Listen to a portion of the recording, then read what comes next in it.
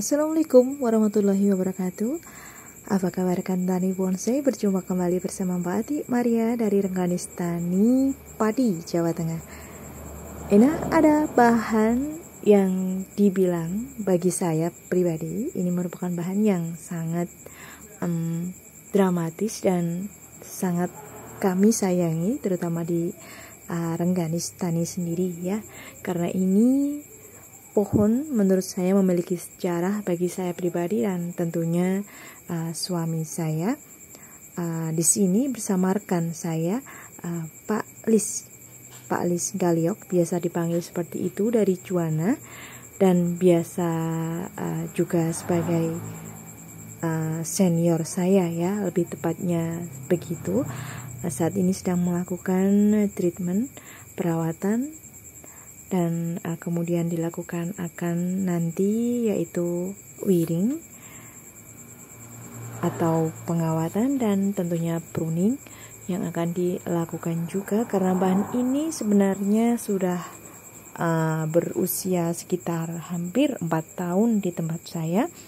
Saya datangkan bahan ini, sedikit cerita untuk rekan tani bonsai. Saya datangkan itu di tahun 2018. Ya, di tahun 2018 berupa dongkelan dari alam. Terdapat batu karang di sini. Ini asalnya dari Lombok, Mataram ya. Rekan tani bonsai pada waktu itu bisa dibayangkan bahwa ini benar-benar masih nol, tanpa ada tunas sedikit pun, dan saya harus menghidupkan kembali setelah perjalanan selama beberapa waktu dari Lombok tentunya ke tempat saya di Pati, Jawa Tengah. Nah, dari situ tentunya kita PR pertama adalah menyuburkan terlebih dahulu, atau menghidupkan lah ya, minimal kita menghidupkan bahan yang benar-benar datang dari alam dan hanya bersama bongkahan batu karang. Terhitung bahan ini tidak cukup rewel pada waktu itu, dan dalam kurun waktu hampir 1 tahun sudah bisa diwiring. Ini sekalian saya sedikit menceritakan awal mula saya memiliki bahan ini ya rekan tani bonsai. Dan pada waktu itu yang membuat konsep juga Pak Lis juga waktu itu, dan direposisi hingga mendapatkan model dan gerak dasar batang seperti sekarang ini yang rekan tani bonsai tentunya bisa lihat. Namun setelah masa wiring yang pertama, nanti rekan tani bonsai dari video ini yang coba akan saya jelaskan bisa mendapatkan manfaat ya, mudah-mudahan. Nah, saya lanjutkan kembali setelah wiring pada tahap pertama. Tentunya waktu itu dalam keadaan subur sekali dan daunnya, rantingnya sudah cukup ya. Jadi kita melakukan wiring, membuat dan menyesuaikan gerak dasar. Dan setelah itu kita sebelumnya kita reposisi dan kita teduhkan beberapa waktu setelah wiring pertama, karena di situ terdapat perubahan ya dari tanam posisi pertama dan mendapatkan gambar terbaru atau direposisi sama Pak Lis. Namun waktu itu kita kurang beruntung. Tentunya setelah masa kritis itu lewat, tentunya pohon ini sempat subur dalam beberapa waktu. Namun sangat saya sayangkan pada waktu itu bahan ini terdapat hama ya. Awalnya itu saya kurang hati-hati dalam memberikan insek dan kurang teliti untuk melihat hama atau bahkan dari berupa telur hingga menjadi larva yang akhirnya berbuah menjadi hama ulat pada waktu itu. Padahal kondisi subur, karena ya perlu saya sampaikan juga rekan tani bonsai, dalam penanaman saya tetap menggunakan pasir malang ya. dengan proses-proses yang seperti halnya saya bagikan di beberapa video saya tentang penanaman santiki. Dan saya lanjutkan kembali tentang hama pada ulat itu. Harusnya ketika waktu itu saya langsung saja memberikan insek, namun saya terhitung lambat dan akhirnya banyak sekali waktu itu daun-daun ini dimakan habis. Hanya disisakan tinggal beberapa ranting, maksud saya. Pada akhirnya sudah banyak ranting yang mati karena daunnya itu habis. Satu yang rekan tani harus ingat, untuk santiki di setiap ranting dahan terdapat daun ya. Kalau tidak, ranting itu bisa mati. Nah, setelah beberapa waktu pasca terkena ulat ini, itu sudah saya kapok sekali, malah terkena belalang tembur. Jadi belalang ini pun sebelum tumbuh tunas baru dari rusaknya hama ulat ini, ketambahan lagi sama belalang tembur pada waktu itu ya. Jadi cepat sekali proses rusaknya bahan ini pada waktu itu. Jadi benar-benar sangat kita sayangkan sekali. Habis ulat, daun habis, kemudian ditambah dengan datangnya hama belalang pada waktu itu, hingga ini pada bagian top paling belakang yang saat ini belum tersentuh kawat itu sudah mengalami mati ranting yang sangat parah ya. Bagian sisi sebelah ini yang belum sama sekali terkena kawat, karena kita prosesnya nolkan lagi ya. Hampir saja bahan ini benar-benar dalam kondisi sangat kritis, dan saya sangat takutkan batang yang sedang diwiring Pak Lis ini tidak bisa tumbuh tunas daun baru, karena benar-benar keadaannya itu sudah mengering banyak sekali ranting-rantingnya.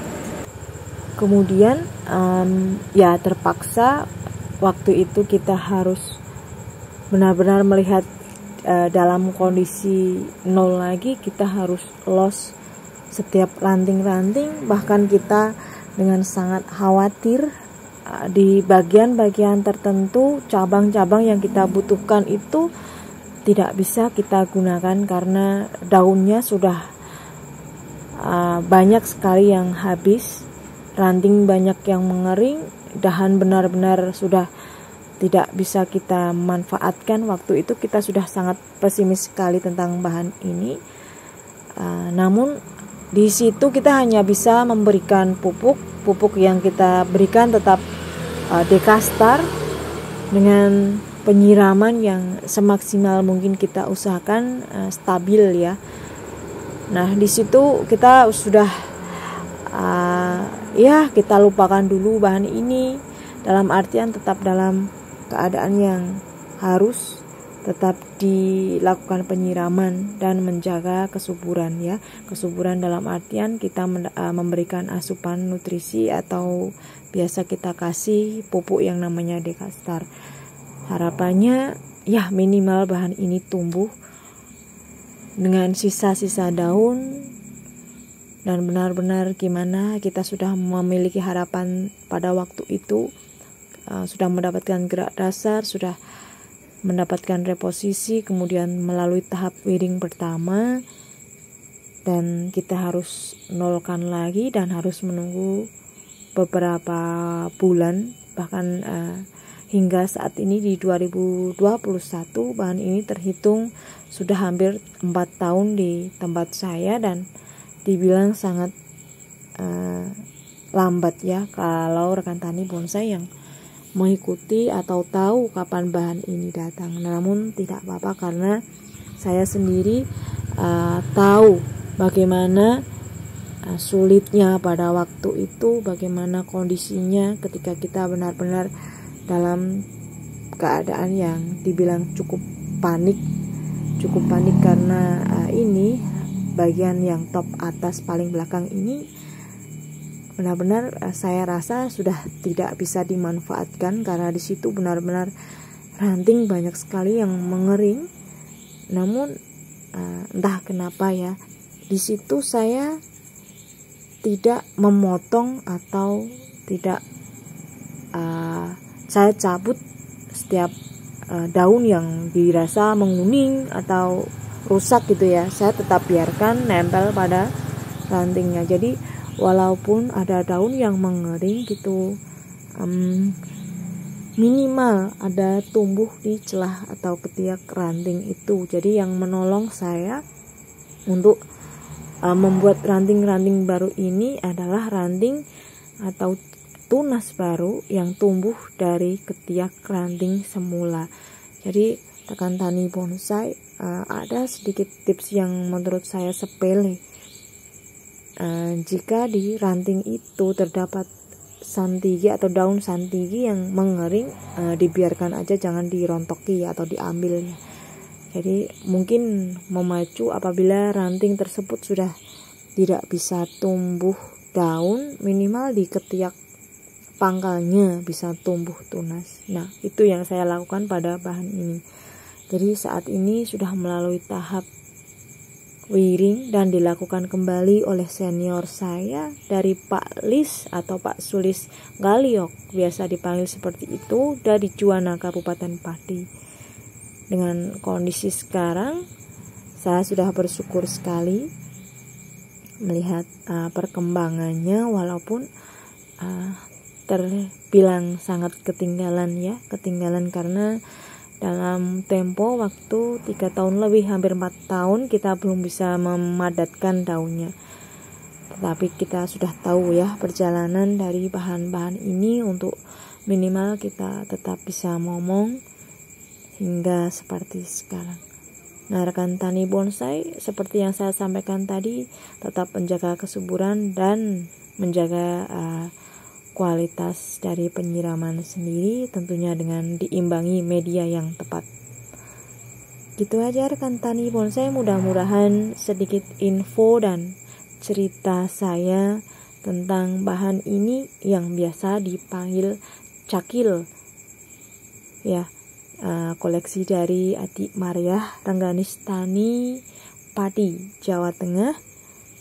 Terima kasih yang sudah bergabung dan selalu mengikuti update terbaru video saya.